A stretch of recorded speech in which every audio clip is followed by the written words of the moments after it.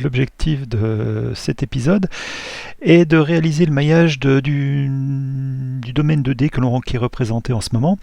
Alors c'est le domaine oméga, donc qui est composé d'un rectangle auquel on a soustrait 5 disques. Notre objectif est de pouvoir paramétrer simplement les 5 disques qui seront tous de rayon R et de les positionner sur deux axes horizontaux. Voici un exemple d'utilisation que l'on aura généré à partir du fichier .go sous MATLAB. Pour réaliser le fichier .go, on utilisera une partie du fichier généré lors de l'épisode 1. On ajoutera 5 disques à l'aide de l'interface graphique de GMesh et ces 5 disques seront paramétrisés simplement. Il nous restera ensuite, comme indiqué dans le plan situé à gauche de l'écran, à définir les surfaces et les groupements de bords et surfaces physiques. Enfin, au final, on testera le fichier .go en générant des maillages sous GMesh, puis à partir de MATLAB. Lors de l'épisode 1, nous avons vu comment réaliser le fichier .go du rectangle représenté actuellement. Notre objectif est de créer le maillage du même rectangle auquel on aura enlevé 5 petits disques. Ces 5 disques seront tous de rayon petit r et les ordonnées des centres des disques de frontière paires, donc gamma 20, gamma 22, gamma 24, seront y égale ya, et pour les deux autres disques, ça sera y égale yb. Les abscisses des centres seront pour gamma 20, x égale L sur 6, pour gamma 21, x égale 2L sur 6, pour gamma 22, x égale 3L sur 6, etc. Pour gagner du temps, nous partons donc du fichier rect01.go fait dans le précédent tutoriel. Donc on va l'enregistrer sous rect02. Alors ce que l'on va conserver de ce fichier, c'est quoi? C'est en fait toutes les constantes qui ont été prédéfinies, les points, les lignes. Par contre, à partir des courbes et des surfaces, là ça va être changé. Et aussi au niveau des tags physiques. Donc on va supprimer toute cette partie-là. Ok. Enregistré. Donc maintenant on va lancer GMesh avec ce fichier. Donc gmsh rect02.go. Il nous faut maintenant ajouter les 5 cercles. Pour cela, on vient sur l'objet cercle. Ensuite, le rayon bien sûr ici est beaucoup trop grand, donc pour voir quelque chose, on va faire ici un 0,15. Ok. Donc et là, je vais positionner mes 5 cercles pour l'instant de manière un petit peu aléatoire en appuyant sur la touche E systématiquement pour mettre un cercle. Donc je viens d'appuyer sur E, j'appuie sur E, E, E, et encore E. Et quitte pour finaliser. Maintenant, je vais voir ce qui s'est passé dans mon fichier de construction, .go. Donc, si je fais recharger, qu'est-ce que je vois? C'est que le moteur OpenCascade a été ajouté. Et ensuite, mes 5 cercles ont été positionnés. Voici donc le fichier .go que nous venons d'obtenir avec GMesh, donc qui était généré automatiquement. Donc, la partie qu'il vient de rajouter, c'est la partie où il y a les disques. Et il a rajouté la partie set factories puisqu'on a utilisé circle. Donc ça, on verra ça un petit peu plus tard dans un autre tuto. Donc je fais un petit peu de ménage rapidement. Ensuite, il va falloir que je fasse quoi? Je vous présente les cercles, comment ils se définissent. Donc les cercles, ils sont définis par leur cercle, par leur centre et par leur rayon. Donc voici la syntaxe. Donc les trois premières valeurs sont les positions suivies de rayons, suivies θ1 et θ2. θ1 c'est l'angle initial, θ2 l'angle final. Donc pour nous, pour avoir un cercle complet, nous allons aller de 0 à 2π.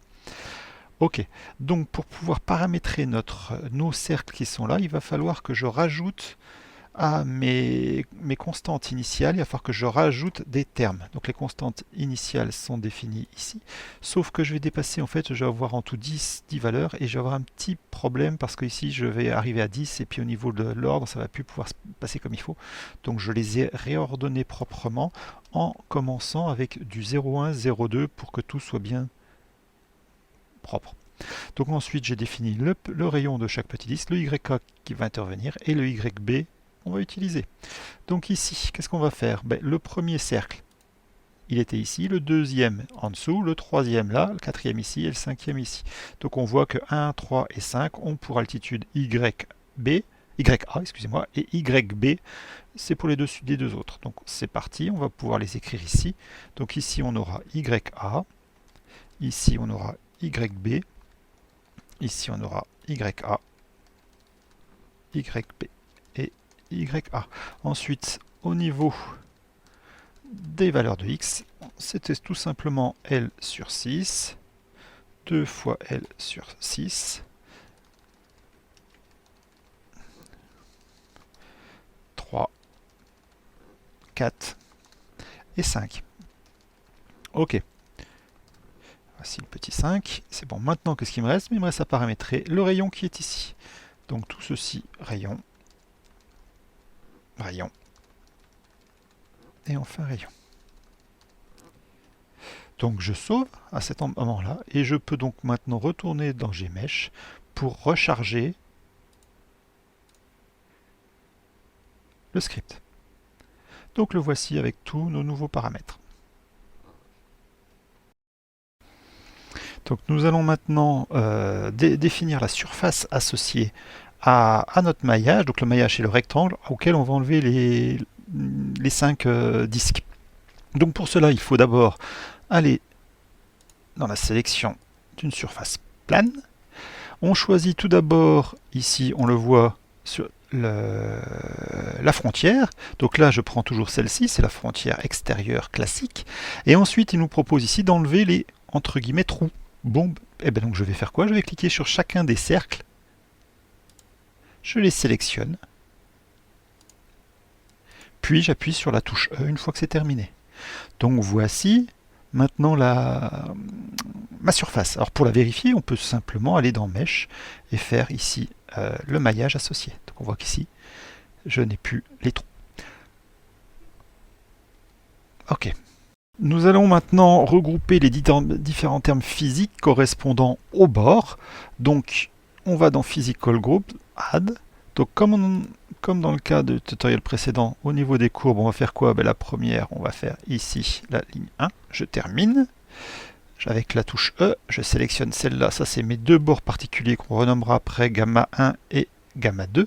Ensuite, il y avait le bord extérieur. Donc je cliquais sur tous les bords que je veux rajouter pour faire le gamma 10. Donc ça, c'est le troisième que j'ai fait. Et ensuite, dans l'ordre de mes cercles, je sélectionne mes cercles. À chaque fois, j'appuie sur la touche E. Je sélectionne et je valide.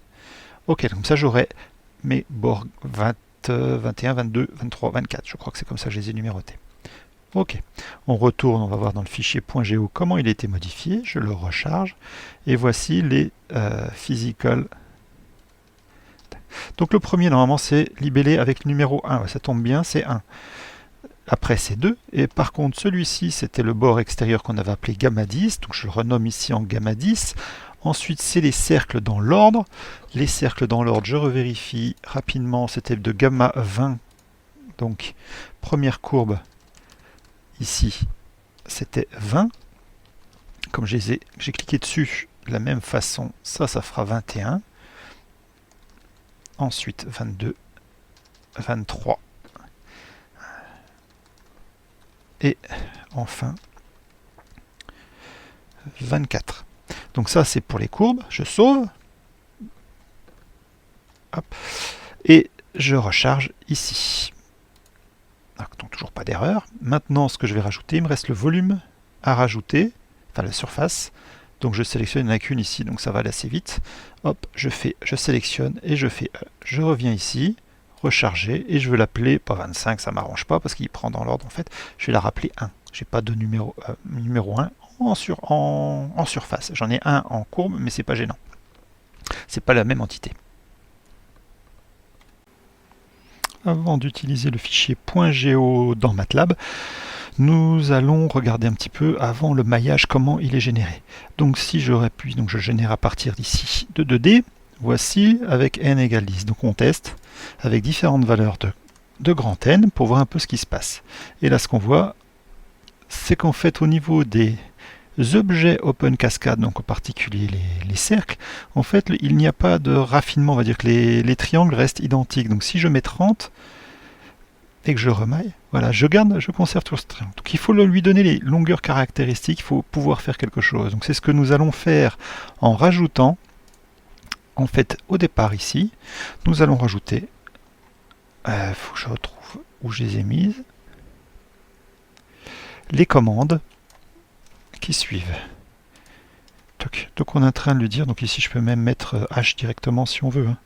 Il n'y a pas de souci. Voilà. En rajoutant ces deux commandes, on recharge le fichier. Et cette fois-ci, si je fais 2D, voilà, le maillage est sympathique. Donc nous allons de nouveau voir comment utiliser ce fichier .go, donc rectangle 2.02, à partir de la toolbox. Donc ici je vais utiliser FCCmesh pour générer et lire le maillage. Alors, par rapport au tuto précédent, qu'est-ce que j'ai fait? J'ai ajouté ici ces commandes-là, donc je peux peut-être zoomer un petit peu. J'ai rajouté le petit R, le YA, en fait je l'ai mis pour qu'il soit pile en face de on va dire, de gamma 1, et j'ai mis le YB pour être juste en face de gamma 2. Voilà. Et j'ai rajouté bien sûr en paramètre ici pour les options, pour passer ça au fichier .go à partir de la toolbox FCO-GMesh, j'ai passé ici les options. Donc, voilà, donc les options, et je mets systématiquement pour ce genre de maillage force à true, c'est que je vais systématiquement régénérer le maillage, parce que le maillage qui est généré, donc le fichier .msh, ne dépend que du grand N.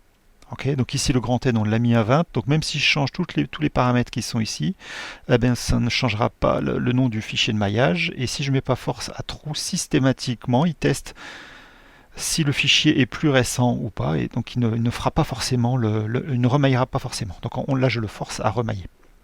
On va exécuter ceci, donc je l'ai directement modifié, donc j'ai plus qu'à exécuter. Donc il s'appelle rect02.